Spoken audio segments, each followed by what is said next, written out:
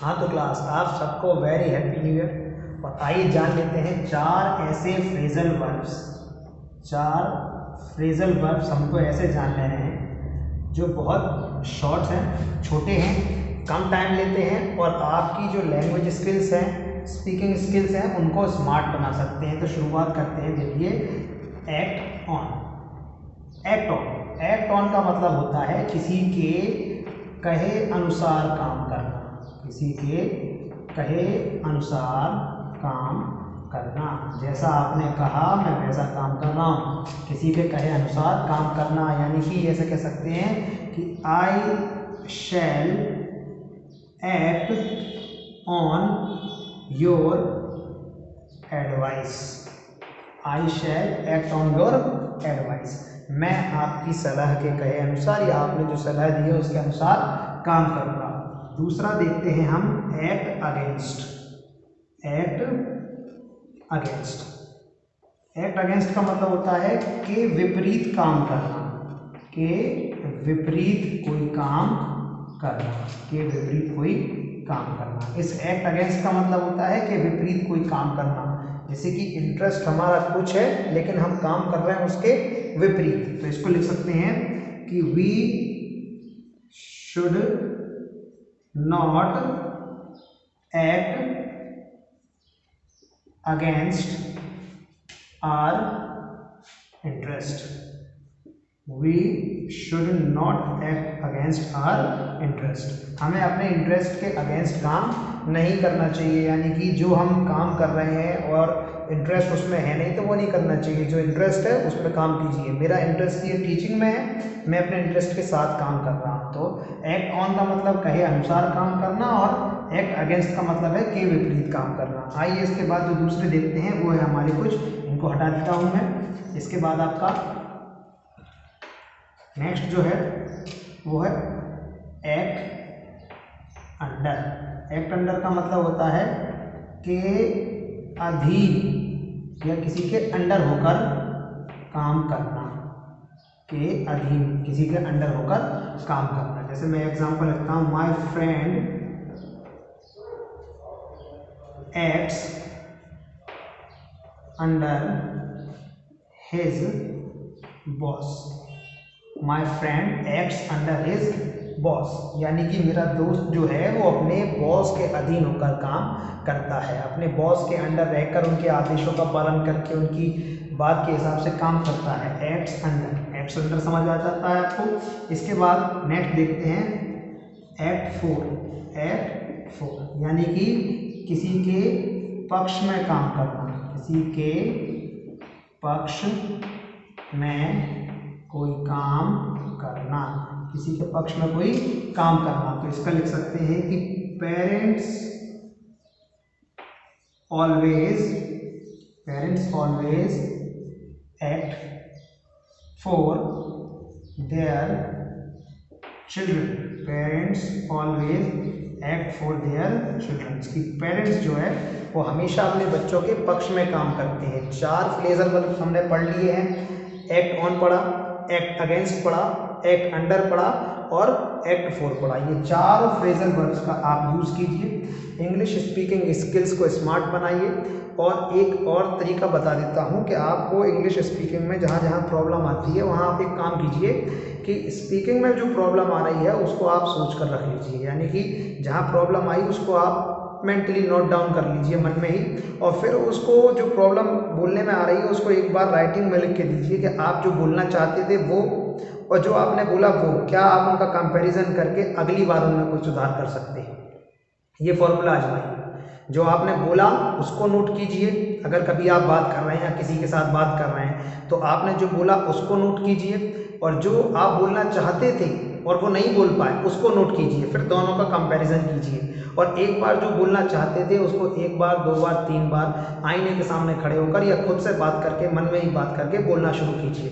देखिए, जब तक खुद से बात नहीं करेंगे इंग्लिश में तब तक आप इंग्लिश बोलना नहीं सीख पाएंगे। सबसे सिंपल फॉर्मूला, सबसे सिंपल लॉजिक ये है कि बस खुद से बात कीजिए, जो बोलना चाहते हैं उसको थोड़ा सा प्रिपेयर कीजिए, मन में तैयार कीजिए और बोलना शुरू कर दीजिए। इससे आपकी कोई प्रॉब्लम नहीं आने वाली। देखिए, इंडियंस हैं हम लोग, हमको पूरी इंग्लिश इस तरीके से एक दूसरे से टोटल इंग्लिश में हम बात नहीं कर सकते, लेकिन कई कम्युनिटीज़ होती हैं कि हमें वहाँ इंग्लिश का यूज़ करना पड़ता है। कई कम्युनिटीज़ में हमें इंग्लिश का बिल्कुल यूज़ नहीं करना है। कई जगहों पे हम अपनी देशी लैंग्वेज में बात करते हैं, लेकिन जहाँ इंग्लिश का यूज़ करना है वहाँ हम फेल ना हो, कम से कम वहाँ हमें पीछे नहीं रहना है। देखिए, तो कुछ चीज़ें हैं, छोटे छोटे फ्रेजल वर्ब्स का आप लोग यूज़ कीजिए। फ्रेजल वर्ब्स आपके काम में आने वाले हैं। दूसरा आपका वोकैब स्ट्रॉन्ग होना चाहिए। दूसरा आपका क्या, वोकैब यानी वोकैबलरी, आपका शब्दकोश भी स्ट्रॉन्ग होना चाहिए। शब्दकोश थोड़ा सा स्ट्रॉन्ग कर लेना। शब्दकोश में स्ट्रॉन्ग करने के लिए जहाँ जहाँ से जो मीनिंग सीख पाते हैं, जो स्पेलिंग सीख पाते हैं, उनको आप लोग एक्वायर कीजिए।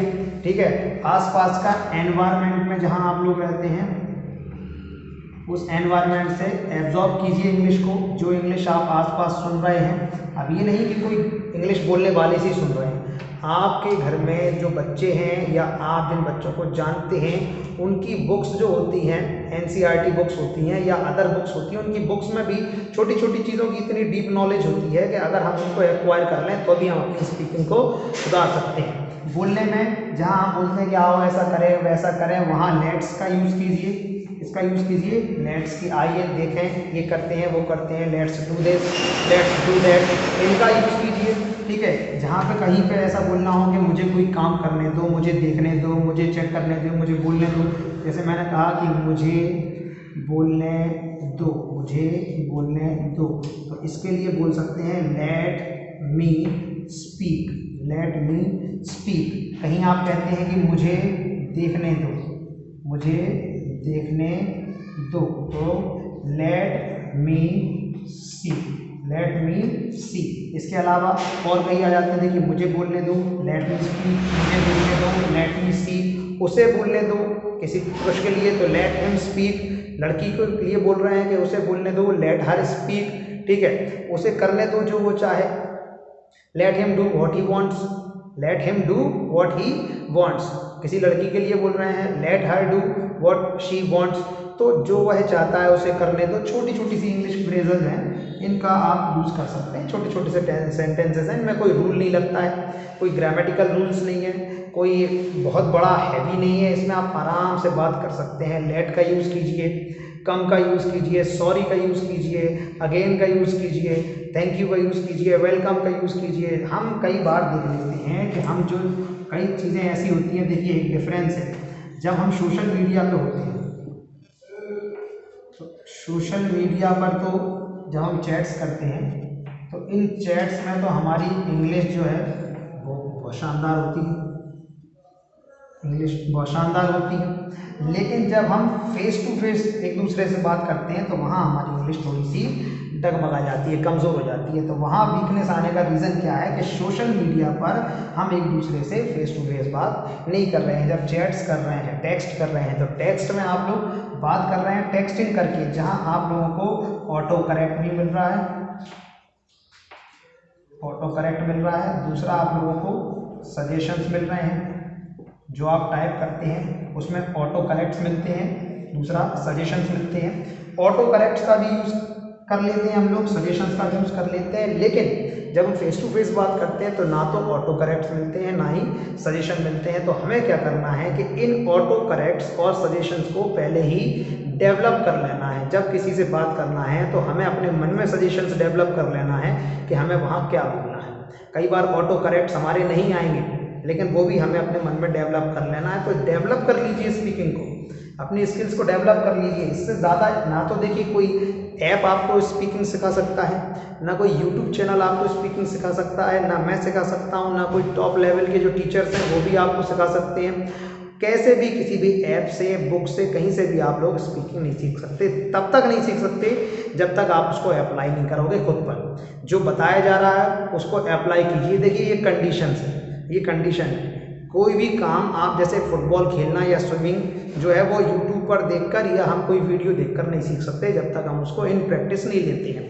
तो इन प्रैक्टिस लीजिए, स्पीकिंग को इन प्रैक्टिस लीजिए, स्मार्टनेस से के साथ बोलना सीखिए, कॉन्फिडेंस के साथ बोलना सीखिए। जब तक कॉन्फिडेंस और स्मार्टनेस के साथ बोलना नहीं सीखेंगे तब तक आप लोगों को कंप्लीट नहीं होने वाला। तो 3 चीज़ों को याद रखना है, छोटी छोटी फ्रेजल वर्ब्स को यूज़ कीजिए, वोकैबुलरी शब्दकोश को यूज़ कीजिए, एनवायरनमेंट से सीखिए, सोशल मीडिया से सीखिए। इसके अलावा जो ऑटो करेक्ट्स और सजेशंस हम सोशल मीडिया पे जानते हैं, इनको खुद डेवलप कीजिए, तब आपकी इंग्लिश स्पीकिंग में कमी नहीं आने वाली है। और इसी तरह और वीडियो देखने के लिए आप मेरे चैनल इंग्लिश विद शाकिर को सब्सक्राइब कर लीजिए और शेयर कीजिए लोगों के साथ, ताकि मुझे भी मोटिवेशन मिले कि मैं आपके लिए और अच्छे अच्छे वीडियोस बना सकूँ। Thank you.